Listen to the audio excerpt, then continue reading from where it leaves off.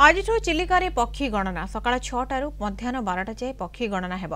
गणना समय चिलिकार मत्स्यजीवी और यात्रीवाही डंगा चलाचल को बारण कर पक्षी गणना कार्य मोट 21टी टीम नियोजित होती।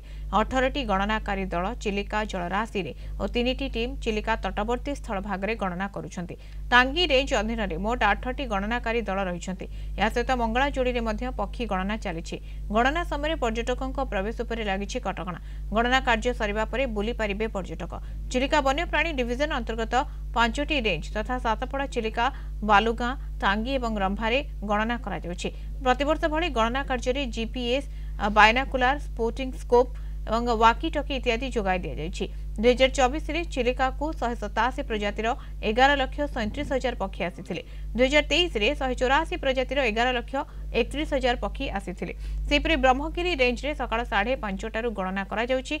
4टी जोन रे चली पक्षी गणना। प्रति जोन रे 3 जण लेखाए करी मोट 12 जण सामिल होइछन्ति। पक्षी गणना ठीक समय आरंभ होइछि। 6टारू गणनाकारी माने विभिन्न स्थान को गंतव्यस्थल को पहुंची।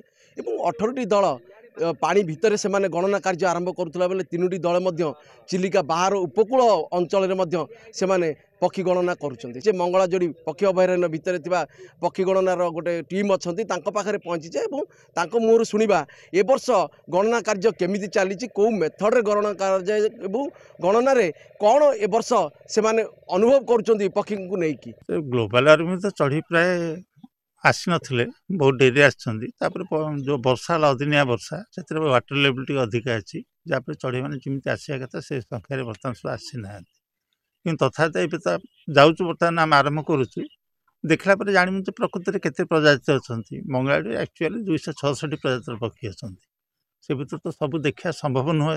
ये भितर आगु जी अंदाज कौटी अच्छा से लक्ष्य कर जाए गणिया से अच्छा कौन अच्छा केते स्पेसीस अच्छा देखला मो सागर ओयूटी जड़े छात्र अच्छा आमर पुराणा आमर ये जो मैंने प्रथम शिकारी जो मैंने बर्तमान जगुंट हजारी अच्छा आमर ऋषिया अच्छा टुमी से चढ़ी विषय भल जाने से आज देखिए समस्त गणिकी जहाँ रिजल्ट बाहर देखो केते तापर सर गोटे कहवा जो आम लोक मन भर रही पक्षी गणना केमी प्रकृति कौ मेथड हुए गणना एक्चुअली अंदाज गणिया कथा सीमित संख्या देखिए परिसंख्यान नहीं करावे हुए तो से जो आगुरी कहे से 100टा 90 हो पारे कि 110 हो पारे। आम सहित ओयूटी जन अच्छा मुहर शुणा जेहेतु से जड़े छात्र तथापि से पक्षी गणना सामिल होती से भी जानवा दरकार पक्षी गणना केमी होउची एवं कौन तांकर अभिज्ञता रहिबो। प्रॉपर काउंटिंग तो पॉसिबल नो कारण गोटे जगह बाहर कि आ गोटे जगह को केतबेले भी स्पीसीसटा जाई परिबो तो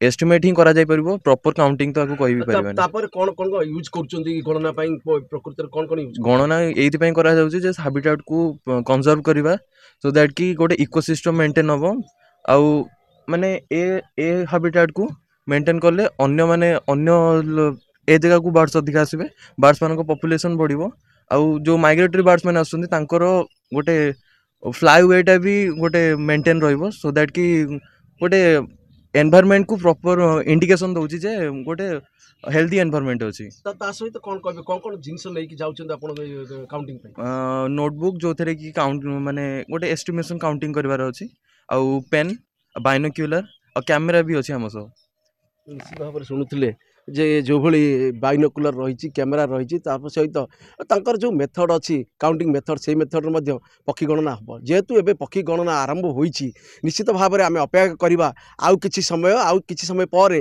पक्षी गणना निश्चित भाव में द्रुत गति में बढ़ और पक्षी संख्या वर्ष बढ़ बोली समस्त आशा रखीचे। खोर्धा जिला टांगी मनोज कुमार नायडू कलिंग टीवी।